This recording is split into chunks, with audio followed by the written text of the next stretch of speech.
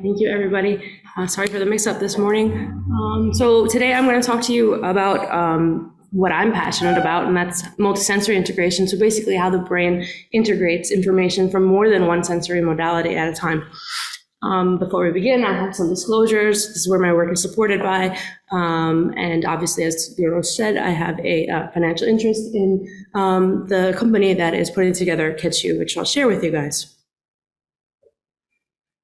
So I have some objectives for today. We really want to introduce the concept of multisensory integration to you, how it works and how we can measure it, demonstrate why it's important in older adults especially, just describe some potential overlapping neural networks that we believe are involved in multisensory processes and how these impact diagnoses like Alzheimer's disease. Provide to you guys details of my R01 project. For those of you who don't know, it's an American term for a big independent grant. So this project that I just got in February is a $4.2 million grant, which allows us to study multisensory integration over a 5-year plan. Why are you laughing? No. No, sorry, that wasn't boasting. I just wanted to explain it.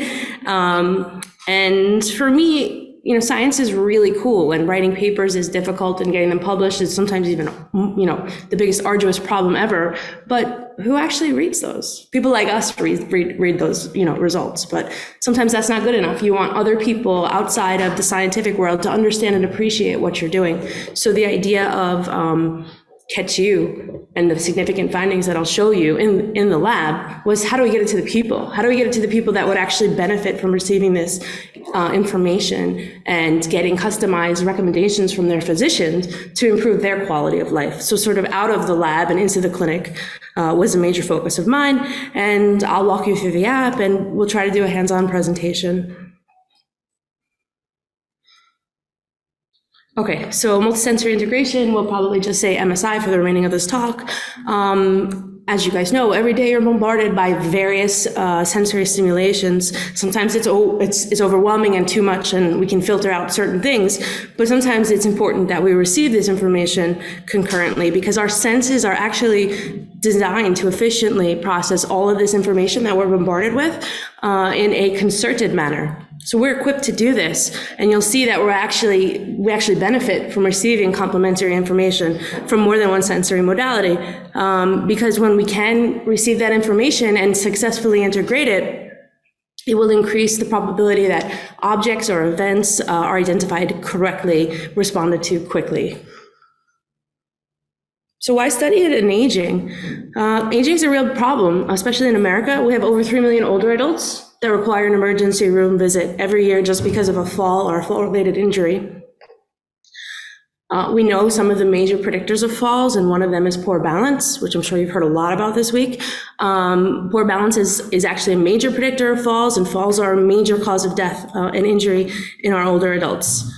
Now, age-related unisensory declines, they've been individually linked to worse motor outcomes. So like vision has been linked to falls and balance problems and so forth. And somatosensory, which is tactile information, has also been linked to worse motor outcomes, including gait, balance, and falls. Now, I'm preaching to the choir here, but as you guys know, balance requires this efficient interaction of muscular skeletal systems, sensory systems, especially visual, somatosensory, and vestibular, just to control everyday movements. And unfortunately, these systems are often compromised in older adults. But evidence so far has suggested that multisensory processing could actually be a compensatory mechanism to overcome these physiological declines that older adults face in their unisensory processing. So is it possible that there's an underlying neural mechanism that could actually be responsible for age-related declines that impact not just sensory, but also motor and cognitive function? And that's what I'm going to walk you through today. My thing didn't work.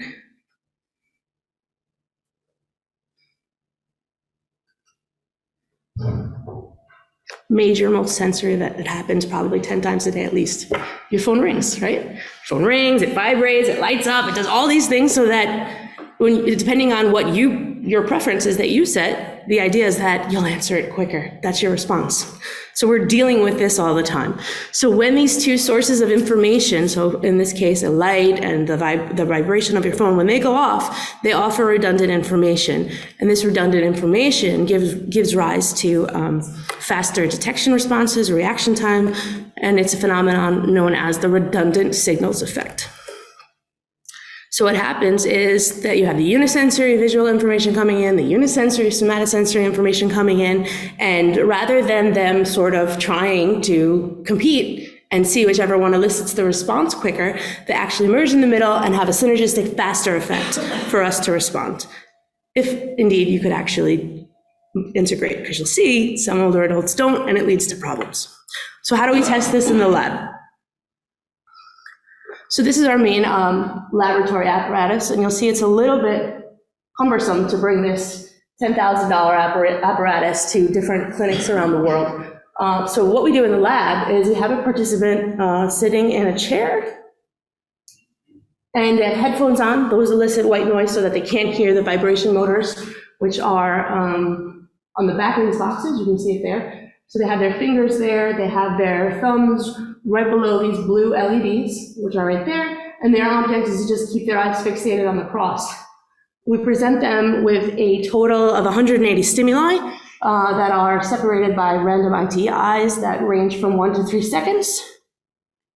And what they receive is a series of randomized trials that are just unisensory visual, which is just both lights, is always bilateral. So just both lights come on, and their job is to push the response pad. So their foot is resting on this like a gas pedal, and as soon as they feel and see anything, they are to respond as quickly as possible. So we do that for when the lights come on by themselves, we do it for when the vibrations come on by themselves, and again for when they come on together. So what does that give us? A whole slew of reaction time. And you can see this is somebody's actual data, and you can see that there's reaction times here, and I've already done the good deed of putting them in order from fastest to slowest reaction time per condition, right? So 3 rows of data, or columns of data. So how do we compute magnitude of multisensory integration? I won't get into all the details. If you're interested, you can see me later. But what happens is we have to look for the fastest. My animations didn't work. Okay, but we have to look for the fastest reaction time. And in this case, it's the visual somatosensory guy at 254 milliseconds. And then we have to find the slowest. The slowest here is 538 milliseconds, and that's for the visual. So this fastest across all of these trials, we have a range of reaction times from 254 milliseconds, the fastest, all the way down to the slowest, which is 538. And what we do is we bin them, so we get the probability of an event occurring in the fast, so 0 is the fastest reaction time, and 100% is the slowest. Everything in between is sort of calculated, saying, all right, well, what range of reaction times would fall in the first 5 percentile? So we go from 254 to 268, and so forth, and we go all the way down until we have a mapping of all of the integration, all of the reaction times, because what happens is you'll have 3 overlapping bell curves of reaction time, right? And what we're really interested in is what happens in the fastest bit, because at some point, those will all overlap and it won't really give you meaningful data, just the fact that they're responding. And you can see that there are some blank ones here. In an older version, we just sort of deleted outliers, but in a newest version, instead, we set them to infinity so that they don't have an effect on the probability wave. So we have 3 conditions. That leads to 3 cumulative probability waves here, which you can see. The visual is in blue, the soma is in orange, and the visual somatosensory guy is in gray. Now, this alone isn't that meaningful, but what we want to do is we want to look at the actual multisensory condition, which is your gray VS condition, visual somatosensory, and compare it to the probability, the combined probability of both the soma and the visual alone. So what we do is we provide a 4th line, which is this dotted line here, which is the predicted, based upon your response profile for the visual and the somatosensory alone, we should be able to predict what would happen if those two came together. But it's not always exactly what actually happens in gray. You can see there's a big difference here. So what you get is a difference wave. You take the actual and you subtract the predicted, which would be the gray and the dashed black. You subtract those and you get the difference wave. Now, this difference wave is usually called a race model. That's what it's called since like the 60s or the 70s. And in multisensory integration world, you want to violate the race model because you want to say, well, it's not the soma guy or the visual guy that won that elicited the response. It's that synergistic effect that came together and crossed the line faster because of the combination, because our brains are designed to respond to that. So any violation of the race model is seen here as a positive point above this x-axis here. So anything that's negative, and this is again what you would expect, because by the time you get past the fastest 10th percentile responses, everything's overlapping. So there's nothing really going on here. But what we're really interested in here is how well somebody can integrate. Now, this waveform happens to be almost 300 people, 300 older adults. And what you can see is that, hey, look, great, on average, everybody's integrating well. They have this positive peak here at the beginning of the fastest 10th percentile, and we can measure the area under the curve so that everybody has a continuous variable for magnitude of multisensory integration. Now, way back, when I was still a postdoc, I was analyzing each one of these by hand in Excel. And all of these waveforms look so different. They didn't always look this nice, right? They would go up, half of them would never cross the x-axis, and I was like, what's going on? So I decided that beyond the literature, which says, pick a point on the curve and, look at the integration wave there, or we ran some simulation tests and you should look at, only the fastest 5 percentile, or only the 15th percentile. I was like, that doesn't do anything good. It should be empirically based. So I said, you know what? No, I'm going to let the data talk. So I mapped this for almost 300 people, and I said, okay, in aging, no simulations here, in an actual experiment, it looks like integration happens over the fastest 10th percentile. So that's our landmark. So as I said, we use this continuous measure, area under the curve, as each individual's magnitude. But I really wanted to understand, well, what are these different groups? What are they like? What are these changes in each of these waveforms mean? So I decided, all right, I'm going to look at the 3 points that make up the waveform, and those are the 3 points that were the fastest on those bins. So 0, 0.5, and 10, making up the 10th percentile. I said, all right, if all 3 of these points are negative, that this line never passes 0, you got problems. You are definitely not integrating, so we'll call your integration deficient. If maybe you have one that crosses the x-axis, all right, maybe you have some integration going on, but it's really not enough, so we'll call you poor.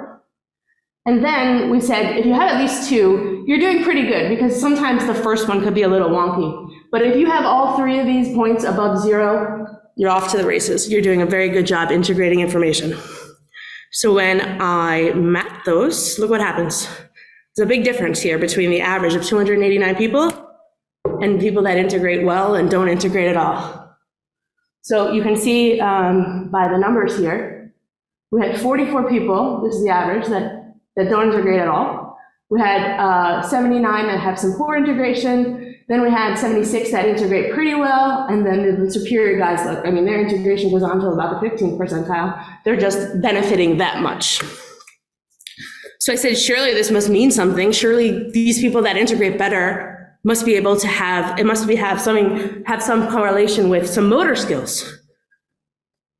And what do we do? So we did a regression, and we looked at the continuous variable of race model, area under the curve. And we saw that even after controlling for all of these covariates, the magnitude of multisensory integration was significantly correlated with unipedal stance time, suggesting that those people who integrated very well were able to stand on 1 foot longer than those people who couldn't integrate at all. And in that same paper, We also did a Cox model to predict whether or not the magnitude of whether or not the magnitude of integration could actually predict falls. Look at that. The answer is yes.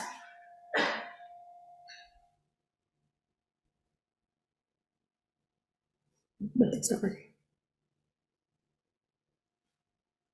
Here you go. So individuals with greater multisensory integration were 76% less likely to experience a fall, an incident fall.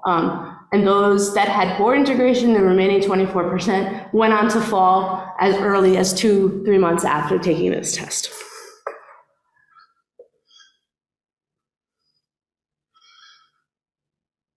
So as Uroš came to our lab because he was interested in gait, so he saw Dr. Verghese, and this is his, quantitative gait measure. We have people come and walk on this mat here. And the really cool thing about this mat is we're really only measuring steady state walking. So this half, or not half, but the first 4 feet here have no sensors, and the last 4 feet here also have no sensors. So it gives the person time to initiate gait, start walking, and then terminate without having to have that noise in our recording.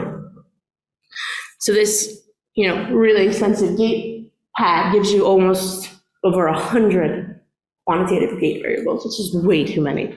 So Dr. Verghese decided he was going to try to do a PCA and see what were the most important gait aspects and what mapped with what. So he came up with 3 factors. We have a factor of pace, which is stride length, gait speed, and percent of cycle and double support. You don't want that percent to be high because double support means both feet are on the ground. Then we have rhythm. So this is sort of like a spatial construct. Rhythm is a temporal one where we're looking at swing time, stance time, cadence, and then we have our measures of variability, stride length and swing time. So I wanted to know, well, does this, do these discrepancies in integration actually link to gait measures? And so we found yes, but only the spatial one. So you'll see there is no rhythm. There's no association of multisensory integration in the visual somatosensory domain with rhythm. There's also no connection with swing time. This is questionable because you see pace here and all the variables in blue. Those are all temporal, and we have significant associations with those. And when you take apart variability and just look at the temporal factor, stride length variability, also significantly associated. Oh, sorry. I'm not sure how much time was spent here going over like cortical processing and unisensory and obviously not multisensory, I'm doing that, but unisensory domains. But in general, multisensory effects, they've been linked to cortical functioning in frontal, motor, primary sensory areas, superior temporal sulcus or superior temporal gyrus. That's a big multisensory area. And also subcortical regions like superior colliculus and the thalamus, obviously the relay station for all sensory information in cats, primates, and humans. Sorry, my thing shifted probably when we switched to from Mac to PC, but here you can see that, again, the continuous measure of magnitude of integration was significantly associated with gait. This is the entire pace factor, and we adjusted for age, gender, visual impairments, sensory impairments, and their global health score. This is just a medical comorbidity index. So our results demonstrate significant associations between magnitude of VS integration with spatial aspects of gait and older adults with superior and good integration abilities. They're the ones that demonstrate significantly faster gait velocity. Longer stride, less percentage of time spent in double support or immobilized gait, and less stride length variability compared to those that have poor integration abilities. So I ask again, why study this? Well, maybe it really is possible that there's an underlying neural mechanism responsible for not only sensory, but also cognitive and motor functioning. And I'll show you why. So we did the same study in 345 people. And what you see here is that sort of the exact same average overall effect of multisensory integration being positive over the fastest 10th percentile of reaction times. But look what happens if you break these apart based on clinical diagnosis. So normals look exactly like the average. They probably make up most of the participants anyway. But what happens when you start looking at mild cognitive impairment and dementia? Well, guess what? People with dementia don't integrate at all. People with MCI, they have one point on average. I attribute that to a small sample size, but 1 point on average of integration. But you can see it's just this tiny little tip. So they're not really integrating at all. So what does that mean? Well, we already know that visual somatosensory integration was linked to balance and gait, right? In the previous two papers I just showed you. But what happens to cognition? So it looks like cognition has a role on the association between both visual somatosensory integration and motor.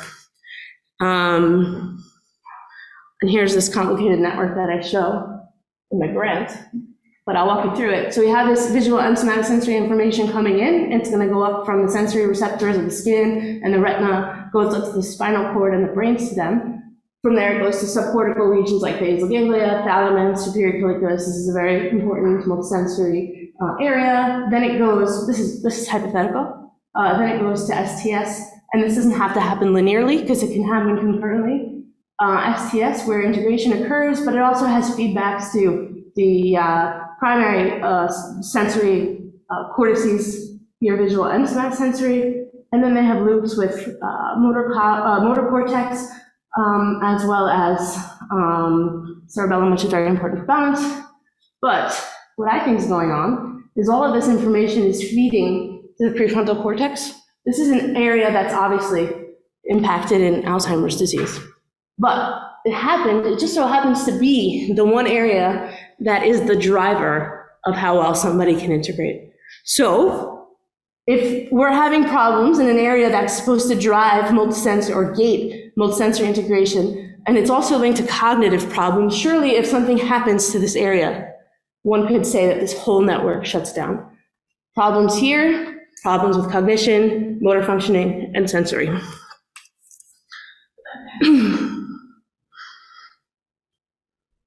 That's no longer in prep. Oh no, I'm sorry, this is. So what we did was we did this task in the scanner. This was some preliminary data. It's not published yet, so that's why it's in prep. But we were able to look at structural integrity. So we looked at volume and cortical thickness in 100 older adults. And what we see is that this is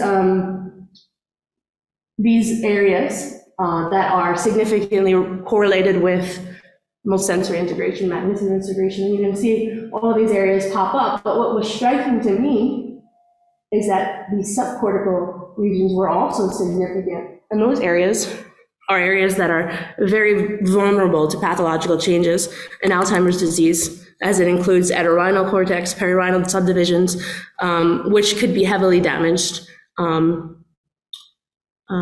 Damaged cortical areas when we start looking at disease onset for AD. In a smaller sub-study, we gave 56 older adults the actual same test in the magnet. I'm not gonna lie, I did it myself, it's really bad. You're laying on your back, you're in a magnet, you have your emergency exit button, you have goggles on, you have pneumatic devices on your fingers, so your hands are like this, and you're laying down, and you have all these wires, but you're able to look at the screen and you have a response pad. So, your non-dominant hand holds the emergency button and your dominant hand is on the response pad, and anytime you see or feel, or see and feel, you just click.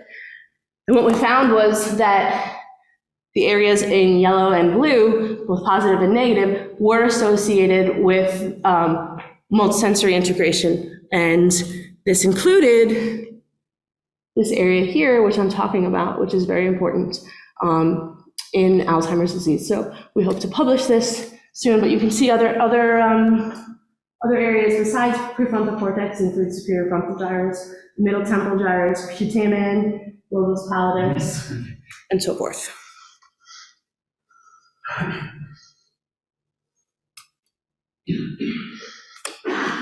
Okay, so on to the grant. The grant itself is called Visual Somatosensory Integration as a novel marker for Alzheimer's disease, and it has three main aims.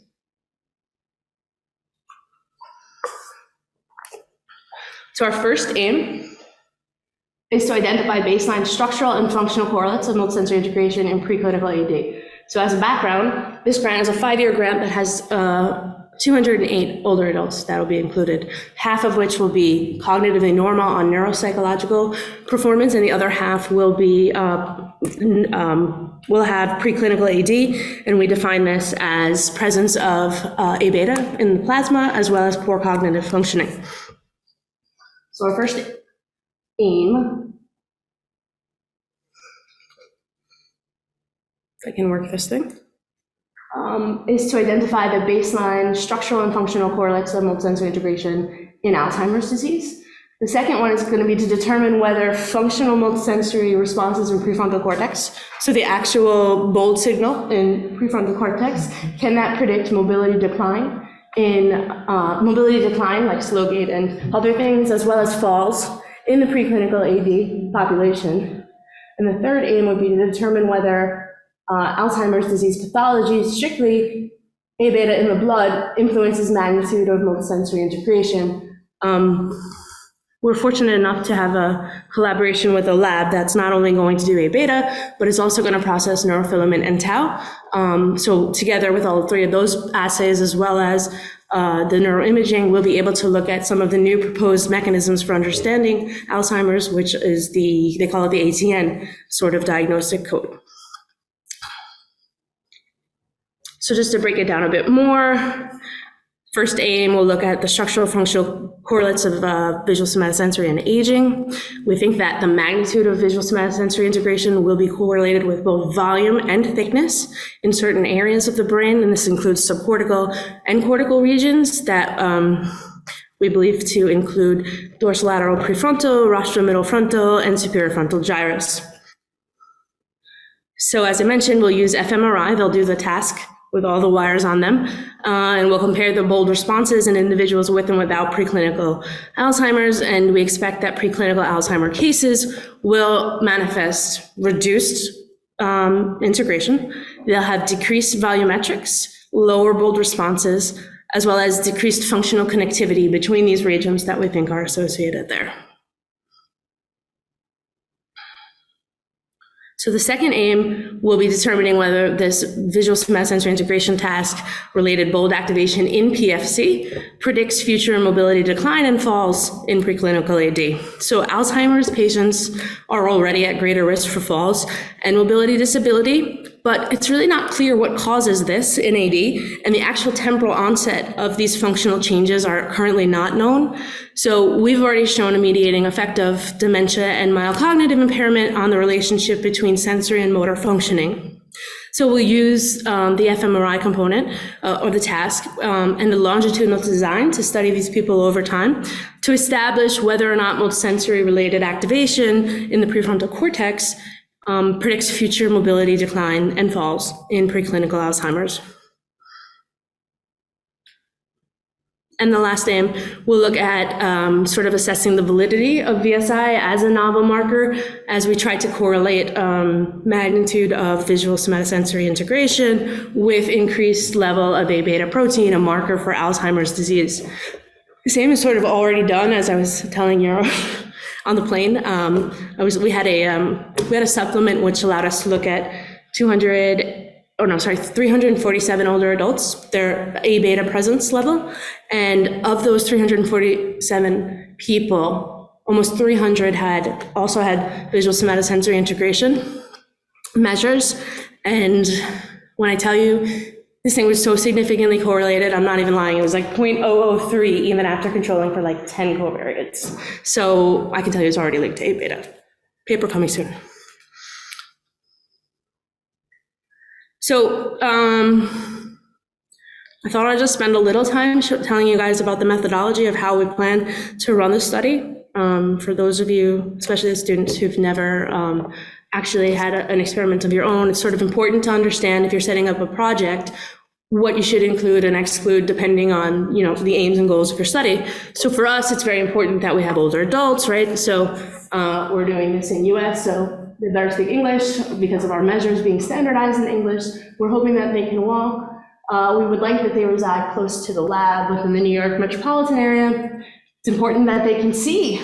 It's important that they can hear. And it's important that they're willing to have their blood undergo an MRI and PET scan if warranted. I'll get into that in a minute. What we're not looking for in our population is people with an existing diagnosis of Alzheimer's disease. They already have dementia. We can't really, study preclinical AD anymore. We hope that they don't have endorsements of any severe sensory impairments, that they don't use any chronic medication like neuroleptics, or that could influence their cognitive function. We hope that they don't have a terminal illness where they won't be able to survive the duration of the longitudinal study. We also hope that they don't have any neurodegenerative diseases or presence of any psychiatric problems like schizophrenia. So to give you an idea of how the study will work, we have an identified pool of about 600 people already that have participated in some of our studies.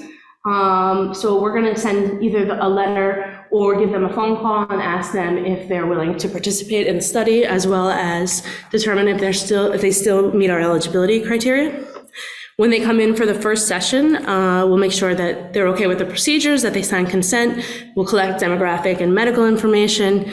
And then we'll start conducting some of the sensory, motor, and cognitive assessments. When they come back to us on the second day, and this is all within the first year, we'll do a blood draw and we'll complete the sensory motor. We'll complete the sensory motor processes on day 2, and on day 3, they'll come in and receive the multimodal MRI procedures. And then we'll call them every 2 months to ask them if they've had a fall. And if it's no, it's no. And if it's yes, we'll get some more details about the fall. Where did it happen? Did they go to the hospital? Was it, did it result in a big injury or anything? And we'll do that every 2 months for, until the year, and then we'll have them come back. And they'll come back for at least 3 years.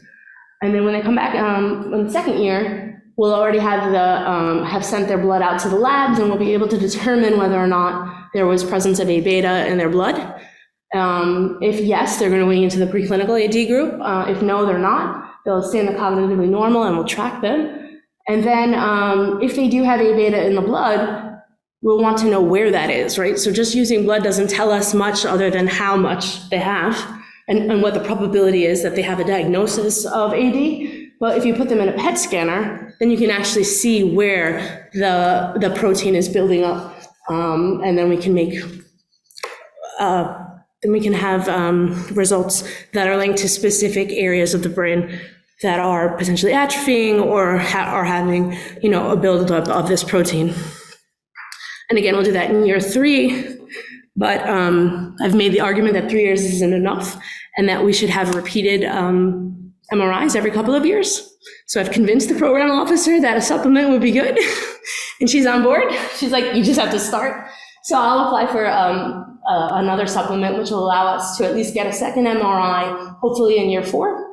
And then we have some other people like Philip who are applying for other grants that could piggyback on this grant so that we could have a third MRI maybe a couple years later. So the idea would be anytime you have a project and you can have some sort of collaboration with colleagues, it's always good to have a starting grant maybe like this, but have other grants leverage this grant so that you can increase the population or the cohort size as well as the duration. Because what will be really interesting is the people that are normal at baseline, well, in 3, 4, or 5 years, what happens when their cognition goes down? Well, now I want to know what happened in the MRI. I want to know what changed over time, and to have multiple MRIs over the course of 6, 7 years, for those people who transition to MCI, we could see what changed.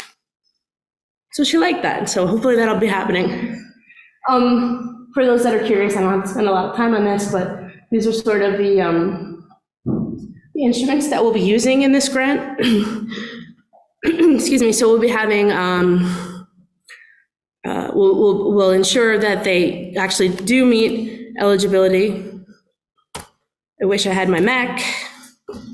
Okay, so we'll ensure that they meet eligibility. They'll be getting unisensory measures. We'll be doing a visual screening test. We'll be doing shoebox auditory testing. We'll be doing a Vibratron, which is a measure of the magnitude of vibration and how low they can feel something.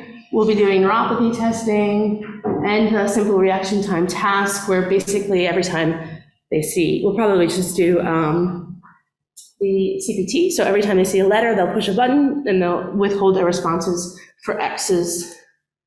The multisensory task, we'll be doing the integration task on the apparatus that I just showed you, as well as on a different apparatus, and as well as on the phone.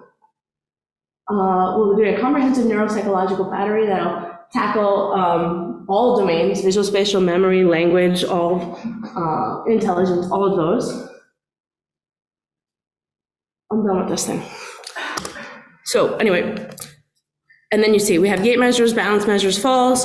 We'll be doing social, psychosocial measures. All of these things will be done in the magnet, and I hope to do this in an hour. So we'll have structural MRI, functional MRI, resting state, DTI, flare. We're also going to do perfusion, and I think that's it. Bloods will be done in-house, and then these guys will be shipped out to the lab. And then those people that meet the criteria for preclinical AD will go on to have amyloid, will go on to have a PET scan. So this is the first portion of my talk here. Special thanks to my lab members, especially my mentor, to everybody who's participated, and to the research assistants. Okay, so on to taking the findings from a lab and bringing them to the people. We've done this on a app that's taken probably about 2 years now to finalize. I'll just show you a little bit about the rationale for why this is important, and then we'll move on to a little bit of show and tell where you guys can actually take the test, and we can look at, maybe if somebody's willing to put up their results, we can look at the report that would come out from that. So the main problem, older adults, they fall a lot. And once they fall once, they're more likely to fall again. So 1 out of every 3 adults, 65 and older, experiences a fall in their lifetime. They're really costly. We spend over $50 billion a year, $50 billion a year on falls. 3 million, as I told you before, will go on to have an emergency room visit. These falls can cost them their lives. But why? Why are they falling so much, and why can't we figure this out? It's amazing in the US that there's such a lack of objective and quantitative, and I don't mean lack, I mean like there are no quantitative measures for falls that exist right now. What does exist in an annual wellness visit is a question, 2 questions. Uroš, do you have a fear of falling? Okay. Have you had a fall in the past year? Now let's say he said yes to both of those. Doesn't matter, nothing happens. That's it. They check those 2 boxes and move on and say, well, we have assessed for falls. That's not good enough. I mean, Uroš is a spry young guy. If I'm asking a 65, 70, 80-year-old person whether or not they had a fall in the past year, I have to rely on their memory now to serve whether or not they actually had a fall. To me, it's not good enough.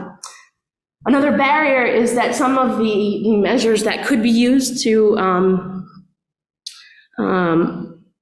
assess falls in person, they're just a little bit too cumbersome for physicians. They require expensive equipment. They require the physician to be present to watch them do the timed up and go test, or to strap on sway or other different material, accelerometers so that they can measure center of mass, center of pressure. Clinicians don't have time for that. So we know that counseling actually really reduces falls. If you talk to people about falls and what could make you fall and how to avoid falls, they'd be less likely to go on to have less falls. But it's not systematically integrated into clinical practice, which is a real shame. So our scientific premise is that everything, basically all the data that I just showed you, is that sensory reaction times are linked to many clinical outcomes. We've documented this across many peer-reviewed publications over the past 15 years. And we wanted to take this interesting finding out of the lab and bring it to the people. So we have 3 publications that talk about the importance of multisensory integration, how it's linked to falls in older adults. We have another one talking about the methods and introducing CATCHU as a novel multisensory tool for assessing patients' fall risk. Okay, so obviously we're not bringing this clunky device to the clinic, nor do we want to have an RA in many clinics all over the world. So how can we get this to the people? And I'll tell you why this happened. I was in a meeting presenting the results about the cognition mediating the analysis or the link between multisensory integration and motor outcomes. And my friend and geriatrician at Montefiore came to me came to my office and was like, well, what's going on here? And I said, what? She's like, these results are fascinating. They're amazing. I was like, I know, I'm really excited about it. She said, how do I bring this to my patients? I said, I don't know. What are we going to do? And she said, my phone. She said, I need this on my phone. I need to be able to give this to a patient and have confidence that I could, on the fly, test the patient and know whether or not they could be at risk for falls. And I looked at her and I was like, holy shit, that's a really good idea. And she's like, I'm serious. Go figure it out. You need to get this on a phone. And so I did. It took 2 years. Felt like more like 10 years of my life, but it took a lot of time. Einstein was very interested in what was going on. So they were like, we want to patent this. And I was like, well, what does that mean? And they were like, oh, well, you just sign away the IP and, we can find somebody. And I said, wait, what? That's not happening. No, well, the other thing you can do is start a company. I'm like, start a company? I'm a scientist. I'm not a business person. They're like, no, well, if you start a company, you know what, you can get a bigger piece of the pie. And I'm like, I'm not doing this to make money. I want to help people. This is all dedicated to my grandmother. And they were like, well, if you don't start your own business, then this could go to other people and they can do whatever they want with it. And I said, well, that's not happening. So what do I have to do? Sign me up. So I went to a bioaccelerator. I learned how to come up with financial models, how to deal with lawyers, how to pay for an exclusive license from Einstein. Only cost $20,000, peanuts. How to work with investors, pain in the butt. Yeah, I had to pitch this thing over and over and over and over and over to get money because everything costs money. It's one thing to get it on the phone. I had a graduate student get it on the phone for $3,000. That was fine. But to build a patient portal and to have a product that people believe in and that you could, have a working patient portal where they could, a doctor's office, an assisted living facility, private practice, anybody could take their source of patients, upload them into this portal and say, okay, John Smith's coming in tomorrow. I want to make sure he's registered. I want to make sure he takes the test. How does he get a test? So now we have to deal with APIs and text messages and downloading the app like some of you have done. And what happens is we give them this test. So the exact same paradigm that I showed you, plus the addition of CATCH trials, is on the phone. So now we have 240 stimuli. So 60 visual, 60 somatosensory, 60 multisensory, and 60 CATCH trials. All of that data goes to the back end of the server, and I'll show you what happens. But this is the actual test. I'm not sure if my animations are going to work. No, of course they don't. So what happens is that, and you guys will see this in a little while, you're asked to keep your eyes fixated on the cross. You'll cradle your phones. The tactile engine is in the back of the bottom of where it says click here. So anytime these asterisks pop up, your job is to click the gray area as soon as possible. Sometimes those lights will come up by themselves. Sometimes the vibration will go by itself. Other times, both will come together. And then other times nothing will happen. The CATCH trials are the no-stim trials, so they'll be longer sort of ITIs. And this thing takes about 10 minutes for the actual test. It's 3 blocks of about 3 minutes. But the entire test, because it has some demographic information that's solicited before they take the test, is about 12 minutes. So we are introducing the first quantitative reaction time-based test for falls in older adults. We transmit the results to the providers instantaneously. Could be. As soon as you guys take this test, I'm going to get emails of the reports. So it could be instantaneously, but because of the way that Medicare works in the United States, and because of the way it has to trigger an incremental patient visit, The doctor will get the report in 3 days. That'll trigger a phone call to the patient. If everything's fine, it's a 5-minute call, they're good. If things are not fine, this can go on 10, 15, 20 minutes. And when we were trying to figure out the business model for this, it was very important that we didn't add something else to the physician's plates to do, and then not have them be sort of compensated for their time.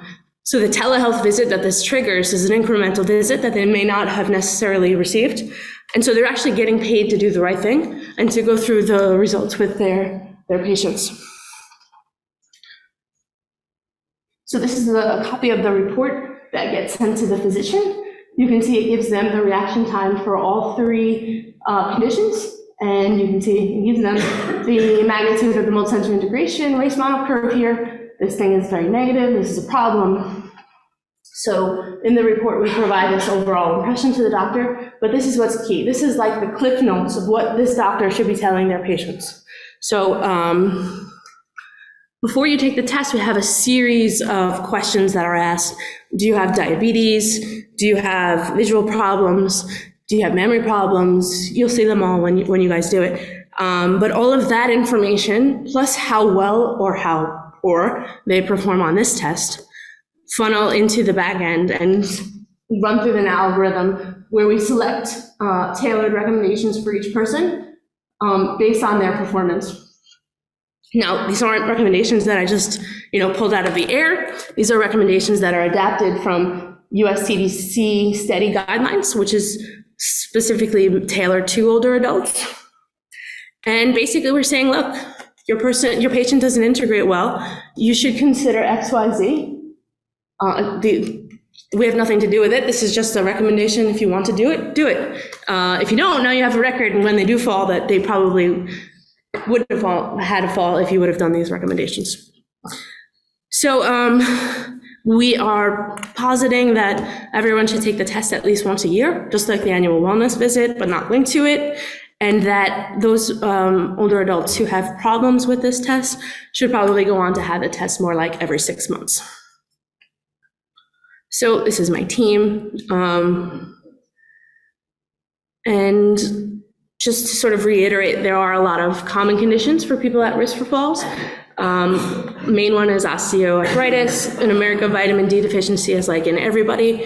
Osteoporosis, history of a fall is obviously an indicator of whether you'll fall again. Diabetes, didn't have time to show it here, but people with diabetes, especially those that have been on insulin over the past several years, on that model, they look exactly like people with dementia. Don't integrate at all, which may not be surprising because a lot of diabetics have visual problems and neuropathy problems, which could be impacting their integration abilities. So others include orthostatic hypotension, visual issues, walking issues, gait abnormality, balance issues, lack of coordination, decreased muscle weakness, or increased muscle weakness, and decreased cognition. So we were invited to team up with a big hospital in Westchester, which is Burke Rehabilitation Hospital. And what we're going to do is we're going to run a pilot randomized clinical trial where we can validate CAT-TU in approximately 200 older adults. And we'd like to examine the effect of the actual intervention, people that go on to receive the benefit of the tailored recommendations, and see how that gels with incident falls. So we'll have to study them over another period of a year or two because falls just don't happen the next day. They go on.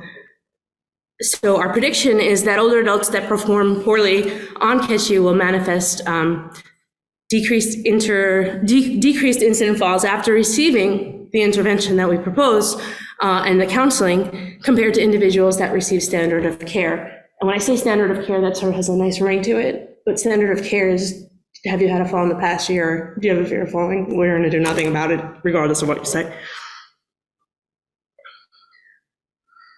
So similar inclusion and exclusion criteria, but I thought I'd show you, I apologize, this isn't the most up-to-date model, but this is what we're thinking in terms of the longitudinal randomized clinical trial would have about 200 people. Half of them, everybody at this level will receive CAT-TU. Problem is, not everyone's going to be a poor integrator, and the poor integrators are the ones that you want to give the intervention to, right? So some people we'll call it half, but it's really not. It's more like probably 2/3 will have no problem integrating, and then a smaller portion will have a problem integrating. These are the people that we want to give the intervention to, which is the physician going through the actual report. So we propose half would receive the CATCHU intervention and the access to the CDC recommendations and fall counseling, which, by the way, is available for free for everybody, but if we have this report, maybe the doctors will actually use it, versus receiving sort of standard of care and general aging health information.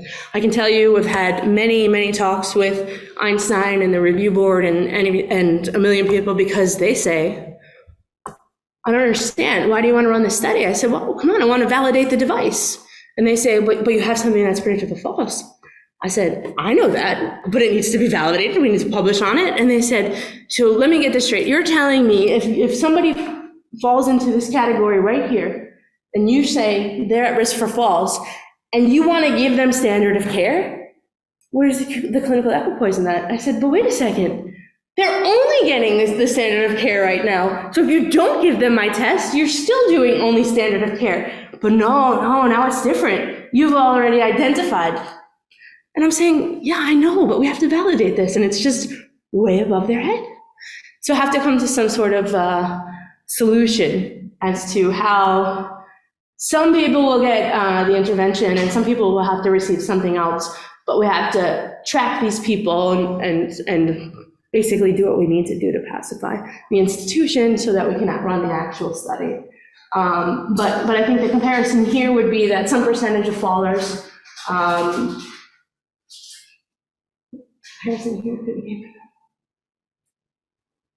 so that people, we would look at people after about a year or two after receiving the intervention, and hopefully those that receive the intervention will go on to have less falls or a longer duration, time to fall, compared to those who did not receive the information.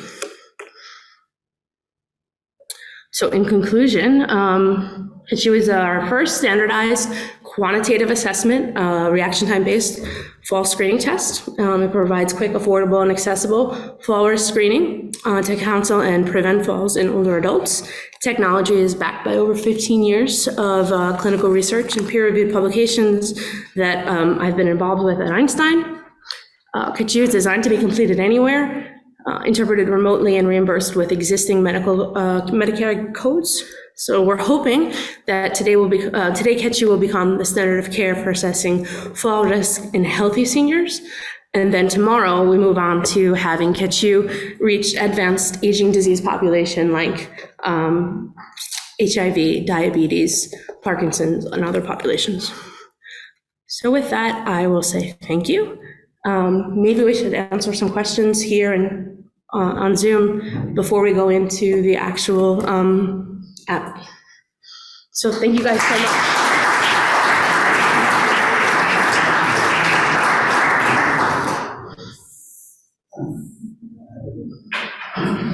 Thank you, Jeannette.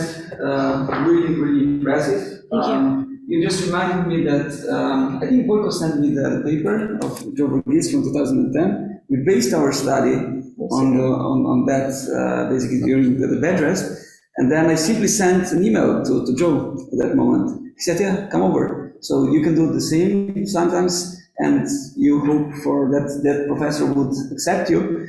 So this is how I met her, and I came there with the idea with unisensory, and then she was doing multisensory. I said, I'm behind.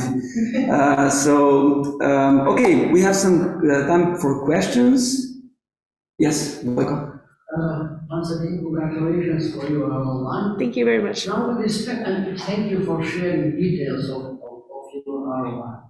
So now, when you have your sample of 104 older adults, so now we know that somewhere 30 of those will be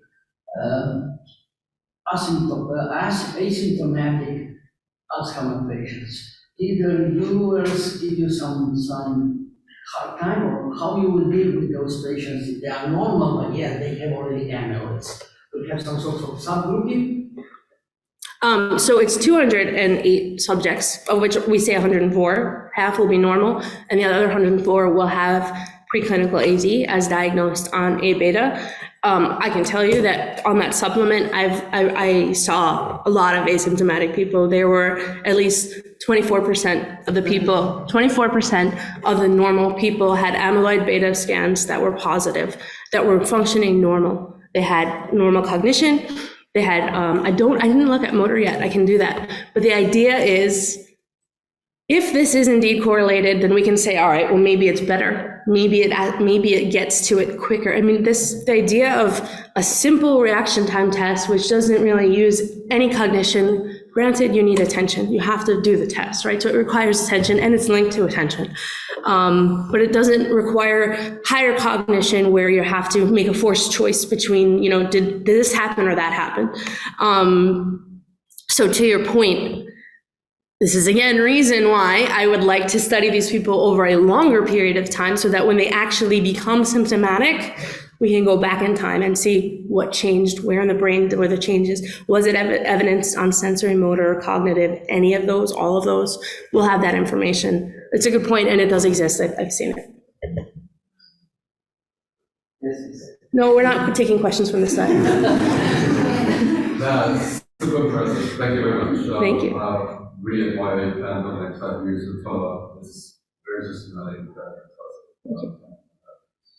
I was asking myself, so you're targeting faults, and obviously gait and fall-related balance issues, also include other sensory modalities that might be even more important for the prediction, like vestibular information and proprioception. So in that sense, I haven't seen the test yet, but did you, in like the basic research leading up to that, also try to target like multisensory information, targeting visual plus vestibular, visual plus proprioception? I'm not doubting that you can take that. Using the simplest form is obviously the best if you can do that. Right. But would you be able to explain the amount of variance explained for by only visual and somatosensory rather than visual vestibular, visual proprioception, or a combination there? It's a great point. I went to Montefiore. I said, we need to assess vestibular functioning. How can we do that in aging? And they showed me this rotator chair, which, all right, maybe they could do it. And then they showed me this caloric thing.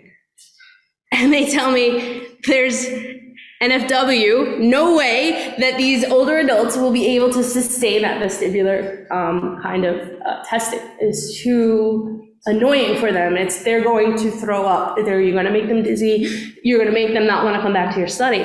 So when I was just at the conference, I met a person who was doing galvanic vestibular functioning.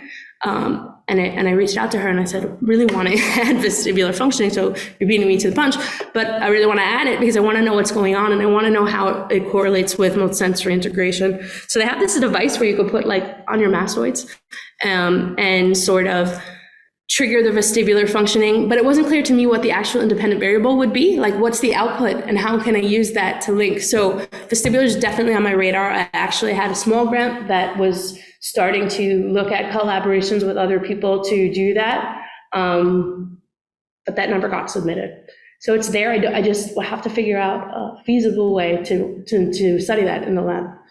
Again, I didn't see a test that you also slowly to use that and basically add like increase the difficulty of the primary task by doing multisensory integration, which will target like the real life condition of walking or like obstacle avoidance. Yep. So have like precision steps, like different postures, like with to see how that would impact the results of migration. Yeah, and so that was what I was telling you about, that B-track system, which is the system on the force plates, allows you to actually program the multisensory study in real time on that plane. So we might be able to have them do this simple integration test, have a response pad, and see how much as we increase, maybe, I'm not sure how we'll make it more complicated because it's not a complicated test.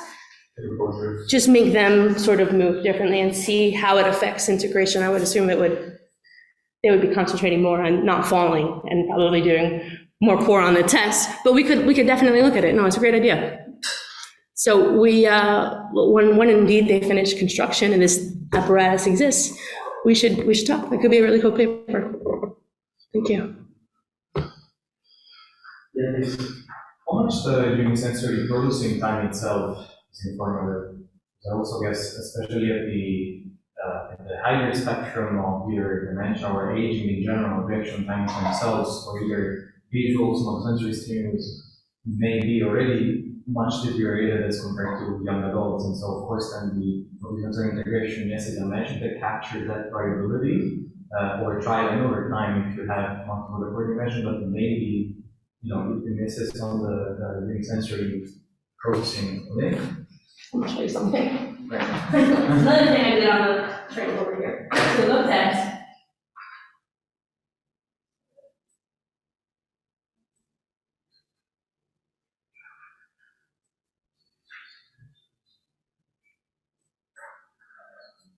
So I guess for the others, you can take down the app. reaction time. Or visual is yellow. No, visual, soma is blue, visual is yellow, and combination of blue and yellow will sensory screen. This is for 345 people. If you map this out by how well they integrate, I'm sorry, it's not clear for everyone, but there is no difference. If somebody said, well, maybe it's just that the people who don't integrate are experiencing longer reaction time overall. And indeed, the people that are in the efficient integrators, you can see, have the longest somatosensory time and visual time. But they still definitely, this thing shows some sort of benefit, but you can see the variability is so long. That's the SEM bars are overlapping, that's why they don't integrate. But when you look at these other three sets across those that do better or worse on integration, they're pretty much all the same. So it's not proportional to the reaction time. And this, yes, this is based on integrators. But if we were to do that based on cognition, you would see something similar. Right. I mean, my question was more about the intra-individual variability. So can the intra-individual variability be informative more than the mean reaction time and gets averaged per subject and then per group? But also like high level of variance, entropy, whatever metric you want to quantify, maybe it's already informative of, you know, how the system reacts and how consistent the system reacts. It's a good point, and I think it's a well-taken point, but I have to think about that more because there was a time when I didn't do the race model stuff that I showed you guys, that I just did everything based on reaction time. So the mean reaction time to Viz, the mean reaction time to SOMA, and then I would look at it two different ways. I would add them and divide by 2, or I would just subtract them out and see what happens. And that was sort of like a crude metric. I didn't like that. But I don't know, Klaus, maybe you know, when you're doing these cumulative probability models, you're mapping every single reaction time that the person has. So isn't the variability already inherent in the distribution? Yeah. Oh, Jesus. I feel like it's already accounted for in the cumulative probability because you're mapping every single reaction time that they have across time. And the ones that are more variable will either be at the front or the back, but they're in there. So I'll have to do some more thinking, but yes, I mean, we've done this sort of inter-individual variability in neuropsych testing. I don't see why we can't do it. We can check it out. Cool, thank you. Can I ask you, like, just perhaps you remember the talk we had? I asked you why you're using the pedals or the lower limb reaction. Mm-hmm. So because you were having this, some of the sensory with on the upper limb. Mm-hmm. But now with the app, you're kind of like, of course, reacting to the finger, so upper limb. Yep. So how this is basically different now? Yeah, the answer is I don't know.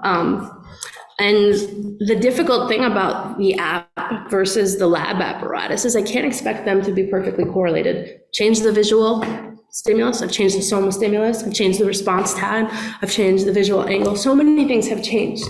But would that matter if the phenomenon itself still remained? Because in this particular paradigm, the soma guy and the visual guy serve as the control for the mode. So everything is happening across all three conditions the same. So if you could still see it, if it's real, it should exist with hands as well. It may not be as strong, it may be stronger, I don't know yet. It's something we'll be studying as we get more data. just reminded me that we do have the pre and post reference data. And I said that, who did I say that to yesterday? I said he's gonna kill me, I haven't even looked at it. We have it, we do have it, on the older app, and I'm not sure if that one had kids trials, but we can look at it for sure. Let's continue with the hands-on. Yes, so did you guys receive? No? You tell me now? Nobody received emails? I was waiting for my return email. No, it's not from me though. You would have received an email from my developer saying something like this: test flight. Nobody. Well, I don't know if we can have a presentation then. This information might have been helpful yesterday. Hey Jeannette, how are we gonna do this? I didn't know how you wanted to proceed. I assumed you just sent me a link and I found numbers. Okay, we have one item here, I guess. So, I mean, how about we do this? How about we have 22 minutes? How about we have 3 volunteers, each of which take one block of the test. We'll trigger a report. That's the talent. Who's because you don't want to do it? No, I know, but he's like hangover. That's his fault. First of all, then we just make him sit here and take the 10-minute test himself and see, and then we can see how bad he performs. You were talking about getting on. Okay, is that way to say it? So I don't know. All right, so Kevin's gonna take it. He's gonna walk you through the questions. So you have to read them out loud. Can you go in front of the screen? Just to see some things about doing. Is there a way to start it? No, you just like in front of the mic, so also the online registration can go. No, we should be able to figure this out. Okay. So, Kevin, what is it asking you? Preferred language for testing. All right, right now we only have English and Spanish, Yeah, but maybe that's we'll fine. have your language soon. So continue, right? English it is, and the next question is it for research purposes? And the answer is no. So yeah, continue. Oh, I have to put this in. So because anybody can download the app, let me just make sure this works.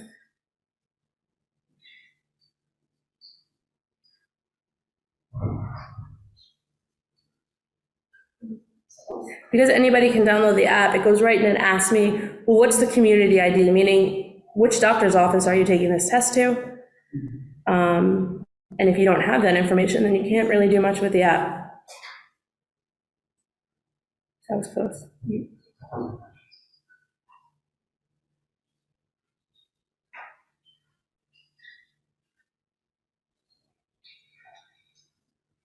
Okay, and then it says, is that the right thing? And then you're gonna go on to say, we're gonna just take a test. And we'll resume pretest. And then it's gonna ask your first name, last name, and your date of birth. You can make it up, just know that it's something that we can go back and look at the report.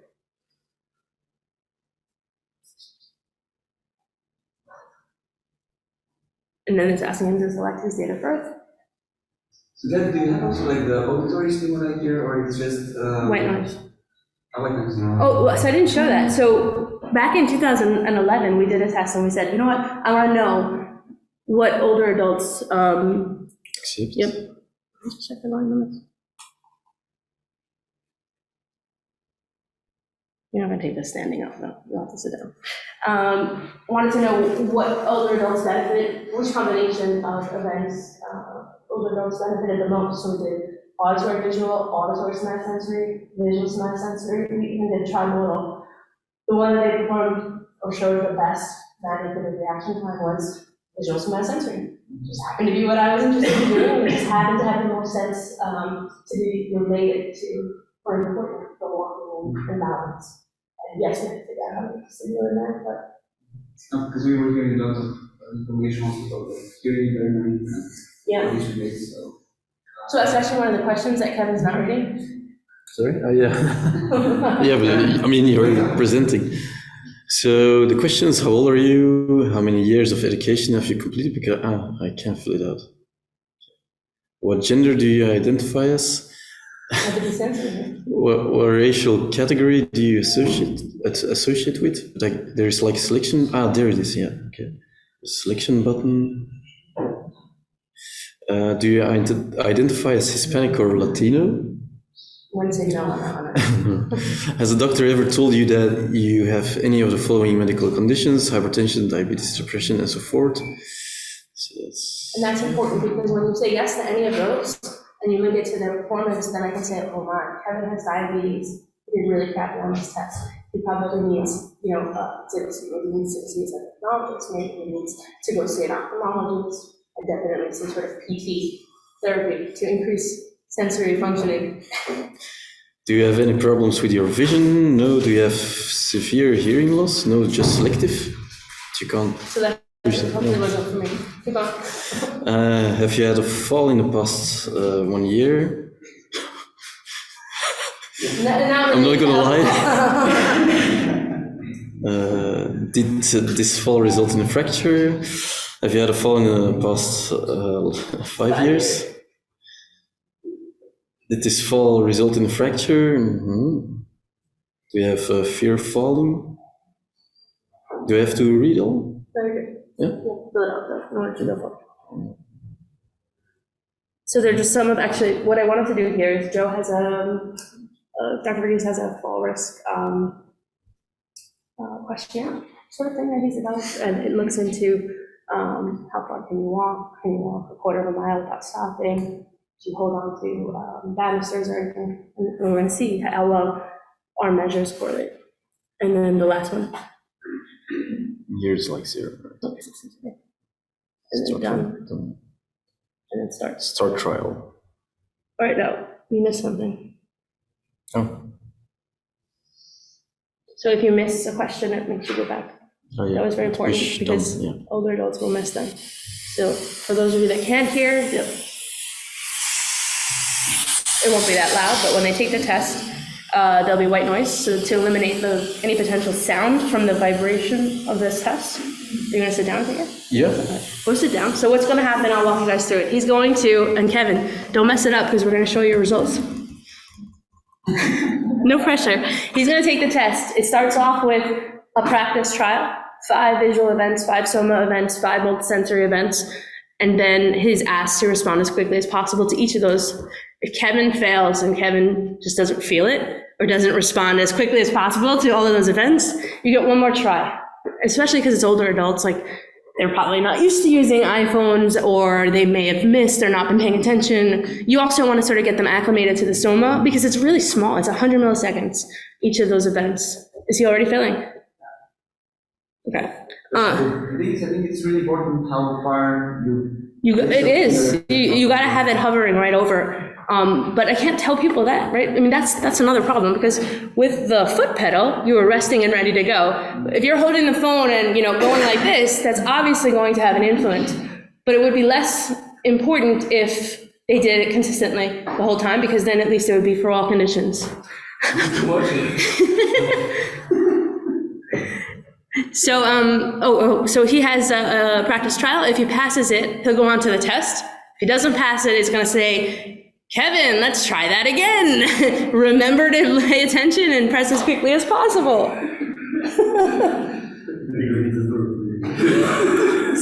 And this is the problem. We're not in the lab, and there's many distractions that could potentially confound the results of this test right now.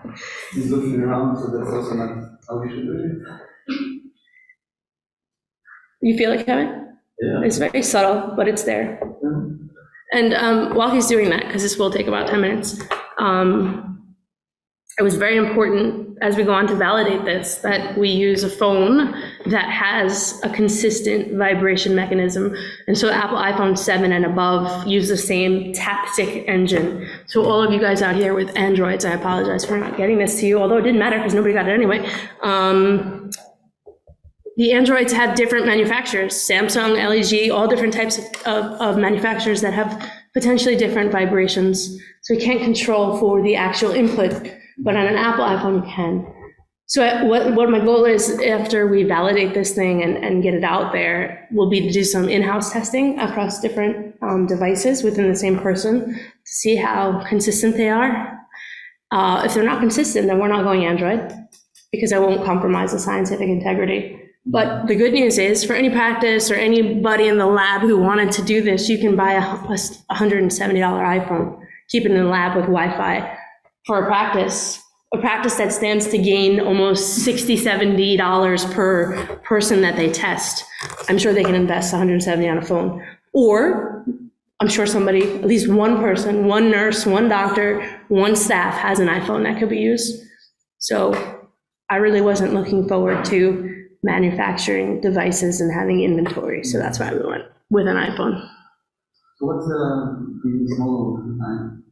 What's the business model? Yeah. So it's a three-pronged approach. We are launching in 2 weeks.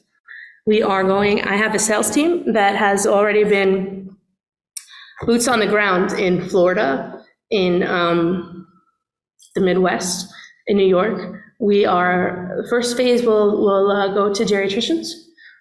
We have purchased a list and I've already sent them some materials. So geriatricians and assisted living facilities. So basically, in some of these assisted living facilities, they have ways of assessing whether or not somebody is at risk of a fall, and those people that are more fall prone might find themselves closer to the nurse's station in the housing versus ones that are on second, third floor.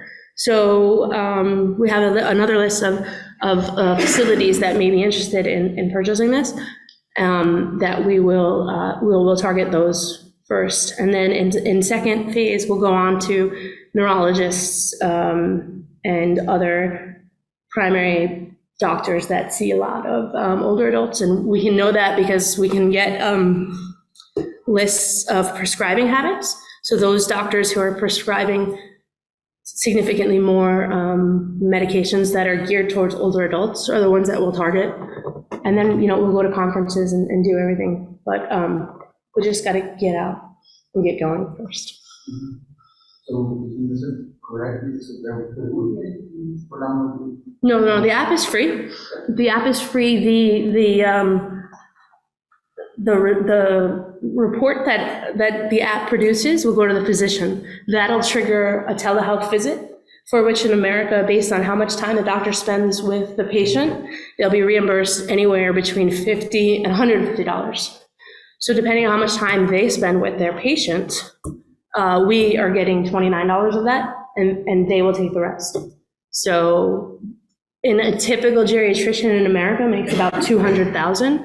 If they had 700 patients that took this 2 times a year, or 1,400 patients in total that took it 1 time a year, just by doing the right thing and assessing them properly for falls, they stand to gain an incremental $60,000 on top of the 200 that they're already making. So we wanted it to be fair. There were some questions, I think, on Zoom. I don't know. There were. We already answered that. Oh, you did? Yeah, Oh, you guys are saying your own questions, but you're looking at Zoom. Very smart. So, any questions for Jeannette while Kevin is doing that? I think you have 4 questions. Yeah, I think that there are all ones, but you can check them out.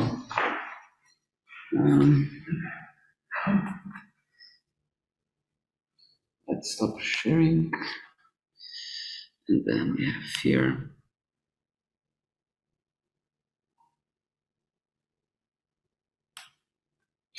So meanwhile, you're looking on like any plan studies on Atmir's prefrontal, like MoBI, combination of that, look at the control of special to see whether you got any prefrontal memory. Actually, to talk with your Well, Uroš and I are not really big fans of Atmir's. Can we say that? I mean, Klaus is not either. Oh, you're not either? Well, that's knocked out. Why would you ask me what I would do with Atmir's if you're not even a fan of it? Just to target prefrontal? Well, I mean, EEG, like, it's cumbersome. I didn't do EEG without, like, having a sufficient amount of channels for that, and then you're talking about, again, like 64 channels traffic in both adults. If you go around with, like, these off-the-shelf mobile things, I wouldn't trust them for a good day. 10 years, 19 years, if you have the time to come with people for that, that's EEG, I'm not calling it. But that would require that setup, that's different. So I don't love Atmir's because I was supposed to at once and had put this thing on hundreds of people. And so what happens is this band that we have depending on how much hair you have, depending on your skin color, lots of things. You don't get great recordings. I mean, work from our lab has shown you see that here, full signal activation to different walking things, but we could. I want to. I don't know, just do it as a magnet. It's different, right? You're laying down, like, it's a very different culture, and you would have reduction of quicker, that's potentially, it's also different also. So, I don't know, maybe 22 channels, very put it down, like maybe 5 channels to So Philippides, running 4 and 8 wet or dry channels, and then yes, we could do 8 dry electrodes just on PFC and CMRs. So, what do you want to do with that? You want to see if it's listed? Maybe people are going to figure, well, I'm going to have lower activation and think on the cortex, either bilaterally. Maybe they have more ideas. Maybe they have what? More ideas of muscle. That's, if you want to do it scientifically, then maybe you need more than Okay, so we're getting 64 times that. The idea is that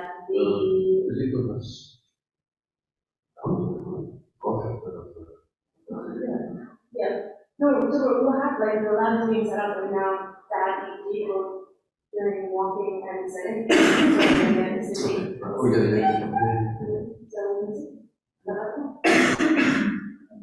According to my theory, we have I'm just saying, there's like way more means of analyzing the signal with their high density. People want to make major issues if they don't before. So, what's the score now? Yeah. So, I mean, they're taking the test anyway, so if we run it, we what's the amount of time, so it's longer to set it up. But they're sitting down and taking the test, and we want to have a hack on it, and look on the phone, and the thing, and everything there. Can you answer the questions? Do you want to show them here? Do you repeat, that was before. Congratulations, multisensory integration seems through your work to go on into an important direction of providing early biomarkers of MCI and dementia, especially since such test batteries are connected to revalidation as well. Would MSI also be of importance to other neurodegenerative diseases like PD, MS, and stroke? Absolutely. I can hear you. Oh, he can hear you, sorry. I'm gonna just tell you. Yes, I think they will be, especially PD. I'm not sure what's gonna happen in MS or stroke patients, but we'll be collecting those data. And we'll see. I mean, I was really surprised when I found out that it was diabetes. Out of a top 10 list of geriatric symptoms, including stroke, diabetes, myocardial infarction, cardiovascular disease, depression, arthritis, hypertension, a few more. Diabetes was the only one that actually was significantly related to worse multisensory integration. But I would be interested to see, like I said, AD, PD, multiple sclerosis. We have an opportunity to look at it there, but I think it will have different sort of issues. I guess I was too early posting this question. You were partly answering this currently. I would also like to emphasize that the whole of your presentation from research findings to application of CATCHI are worth repeating as often as possible, and Uroš should invite you over next summer school as well. I'll be here, don't worry, and let you display the trajectory. Impressive. Thank you very much. So we will have a couple of minutes more. Kevin Pages is on. Are there any questions from the audience related to extra time? No.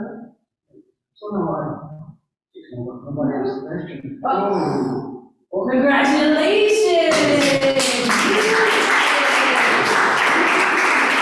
I already have a report. Oh. So can you also talk over there? Was it taken off? Oh. What does that mean? You need to have, so Kevin took our test and he has an invalid test. I'll have to go and look at the data. Did you respond to everything? So there's an invalid report. Thank you, Kevin. You probably was too sidetracked by Klaus's inquiries behind him. I don't do weird. No. So this is what happens when you don't, if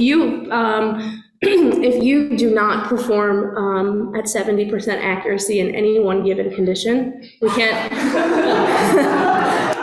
can't assess your integration. So there's one condition or many, I'll have to look at the data that you missed. But how about maybe I'll show, actually, can you put the slides back up? Sorry, Kevin. So It wasn't optimal testing conditions. You're supposed to be in a quiet room. Great bar, right? Yeah. I'll ask the developer to send me the actual reaction time. We'll see what happens. so which one? Yeah, this one. On the screen. Does it go back? Let's see. This one, right? Yes. So this is what you would see if you actually perform the test properly. You'd have a reaction time for each of the three conditions. Maybe it just doesn't work in Slovenia. That's probably, it's not ready to work here yet. So maybe it's not Kevin's fault. But this person did not integrate it at all. And you can see that, right? Because the reaction time, the reaction time for the multisensory guy is about the same to visual. So this guy doesn't benefit from receiving these two together. He gets all he needs from visual alone.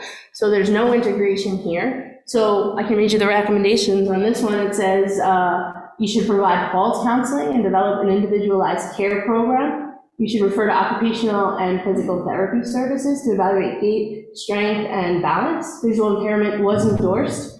Refer to ophthalmologist. Neuropathy was endorsed. Refer to neurologist. Following medical comorbidities were also noted. Diabetes. They considered vitamin D levels to determine other potential deficiencies, and repeat CAT-2 administration in 6 months because this person is indeed at risk for falls. So with that, I will leave you, my friends. Thank you very much.